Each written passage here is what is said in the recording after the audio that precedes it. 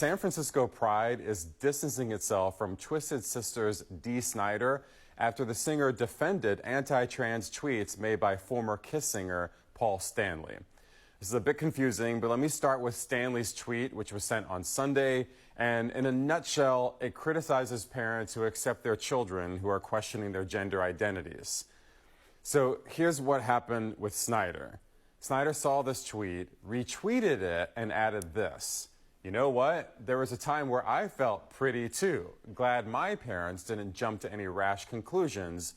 Well said, Paul Stanley. And here's where Pride comes into this conversation. Pride had been set to announce Twisted Sister's song, We're Not Gonna Take It, as the official anthem of Pride 2023. Joining us now with the latest on this saga is Suzanne Ford, the executive director of SF Pride. Hi, Suzanne. Good morning, Reggie.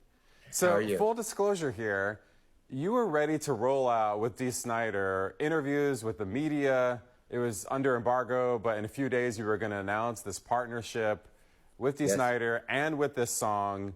So what was your reaction when you saw this tweet? It made me sick. I mean, we were on the cusp of making this announcement. Dee Snider was going to appear on the main stage at SF Pride, and he was going to be in the parade as a celebrity grand marshal. And of course, we cannot stand by his statements. We have to stand up and say that was wrong, and we had to end our association with him.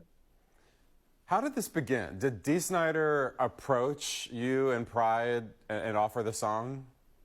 Well, we'd been looking for a way to stand up to all this hate out in the country, the anti-trans legislation, the anti-queer legislation, and we were looking for a slogan.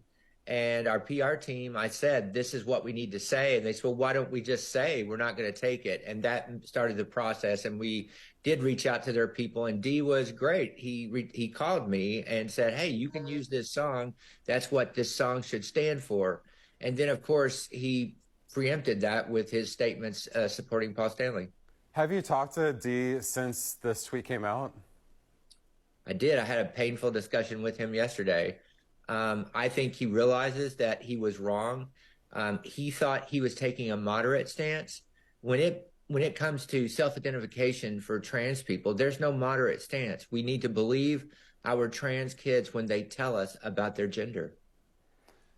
Did this end in an apology from Dee, and did that have any impact on you?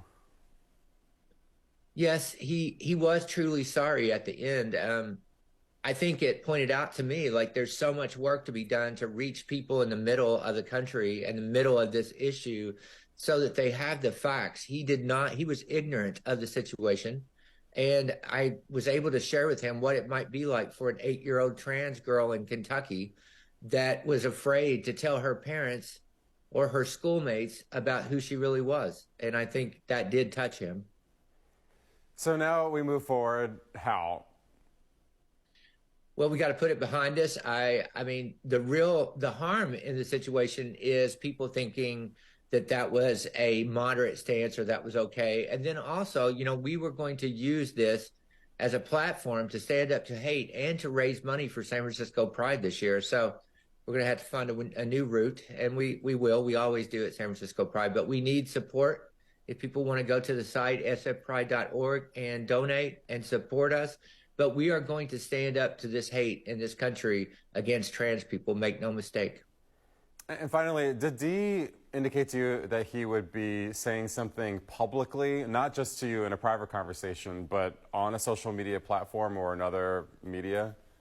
Yes, I expect that statement out at any time if he has not released it yet. Yes, he promised to do that.